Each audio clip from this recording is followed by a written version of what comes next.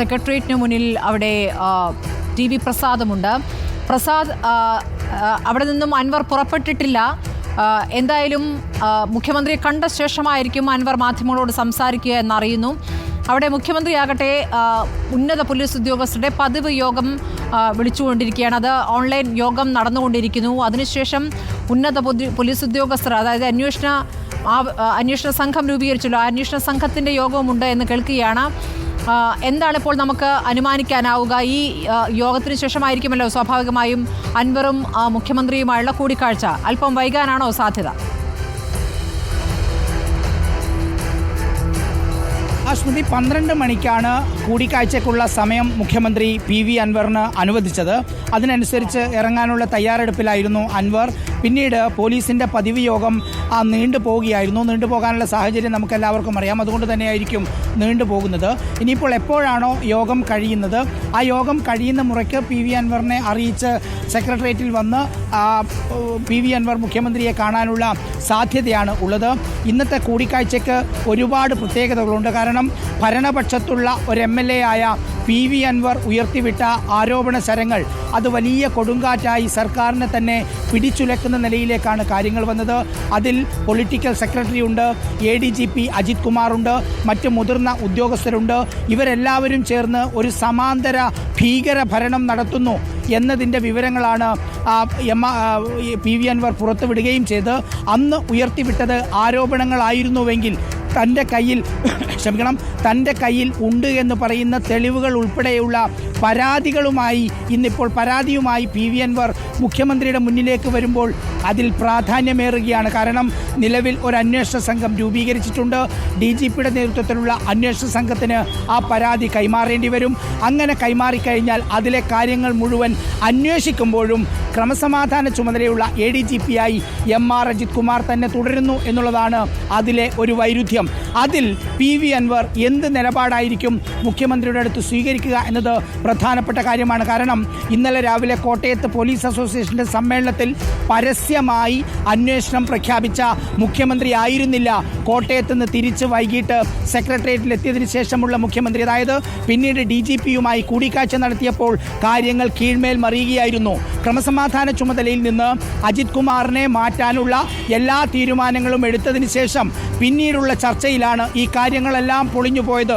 സ്വാഭാവികമായി പി.വി. അൻവർ നിരാശരായിരിക്കും എന്ന കാര്യം ഉറപ്പാണ്.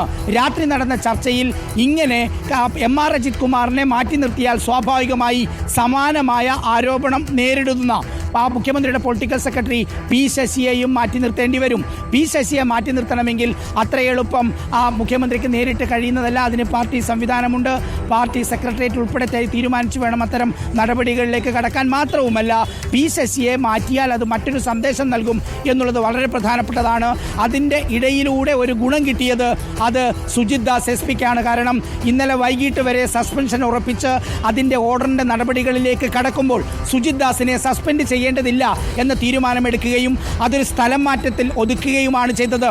ഇത്രയും ഗുരുതരമായ കുറ്റകൃത്യം ചെയ്ത, പോലീസിൻ്റെ ഭാഷയിൽ കുറ്റകൃത്യം ചെയ്ത ഒരു SP-യെ വെറും സ്ഥലം മാറ്റത്തിൽ ഒതുക്കുന്നു. അതായത് ഫോൺ സംഭാഷണത്തിലൂടെ കേരളത്തിലെ പോലീസ് സേനയ്ക്ക് തന്നെ നാണക്കേടുണ്ടാക്കുന്ന രീതിയിൽ ഈ പരാതി ഒന്ന് പിൻവലിച്ചു തന്നാൽ ആജീവനാന്തം താങ്കളോട് കടപ്പെട്ടവനായിരിക്കുമെന്ന് സുജിത് ദാസ് പി.വി. അൻവറിനോട് പറയുകയാണ്. അത് തുടങ്ങി MR Ajith Kumar political secretary പറയുന്നത് കേട്ട് അതുപോലെ അനുസരിക്കുന്ന ആളാണെന്ന് പറയുന്നു. പി. വിജയൻ IPS-നെ നശിപ്പിച്ചില്ലാതാക്കിയത് MR അജിത് കുമാറാണെന്ന് പറയുന്നു. മറ്റ് SP-മാരെ കുറിച്ച് പറയുന്നു. സംസ്ഥാനത്തെ ആഭ്യന്തര വകുപ്പിലെ അറിയാവുന്ന രഹസ്യങ്ങളെല്ലാം ഈ MLA-യോട് ഫോണിൽ പറഞ്ഞു. അത് പുറത്തു വന്നു, നാട്ടുകാർ കേട്ടു. അതിൽ അന്വേഷണ റിപ്പോർട്ടുണ്ടായി, നടപടി വേണമെന്ന് പറഞ്ഞു. പക്ഷേ എന്നിട്ടും ആകെ ഉണ്ടായത് സ്ഥലം മാറ്റമാണ്. അതിനും കാരണമുണ്ട്. കാരണം സുജിത് ദാസിനെ സസ്പെൻഡ് ചെയ്താൽ MR അജിത് കുമാറിനെതിരെ എന്തുകൊണ്ട് നടപടിയില്ലെന്ന ചോദ്യം വരും. പി. ശശിക്കെതിരെ എന്തുകൊണ്ട് നടപടിയില്ലെന്ന ചോദ്യം വരും.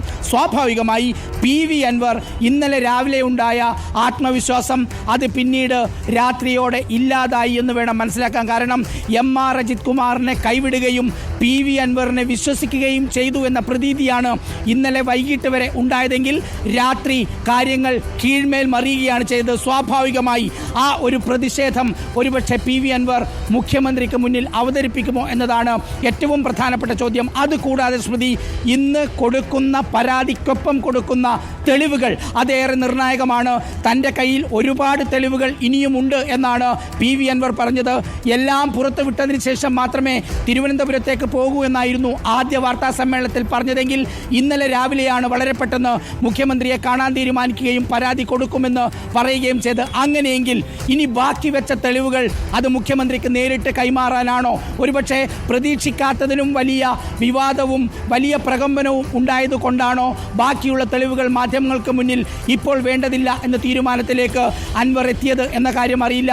ഇനി അതല്ല, പുറത്തുവിടാൻ ഉദ്ദേശിച്ച തെളിവുകൾ പുറത്തുവിടുന്നതിന് മുമ്പ് തന്നെ മുഖ്യമന്ത്രിക്ക് കൈമാറാനാണോ നീക്കം എന്നുള്ളതിലും കൃത്യത വരേണ്ടതുണ്ട്. അത് പരാതി സമർപ്പിച്ചതിന് ശേഷം PV അൻവറുടെ വാർത്താ സമ്മേളനത്തിൽ നമുക്ക് കൃത്യമായി ചോദിക്കുകയും ചെയ്യാം. എന്തായാലും ഒരു കാര്യം ഉറപ്പാണ്, ഇന്നലെ രാവിലെ ആത്മവിശ്വാസത്തോടെ നിന്ന PV അൻവറിന് തിരിച്ചടി ഉണ്ടായിരിക്കുന്നു. കാരണം MR അജിത് കുമാർ ഇപ്പോഴും അതേ പദവിയിൽ തുടരുകയാണ്, P ശശിയും അതേ പദവിയിൽ തുടരുകയാണ്. സുജിത് ദാസിന് പോലും ഒരു സ്ഥലം മാറ്റം മാത്രമാണുള്ളത് എന്നതാണ് ഇതിലെ ഗൗരവമായ കാര്യം.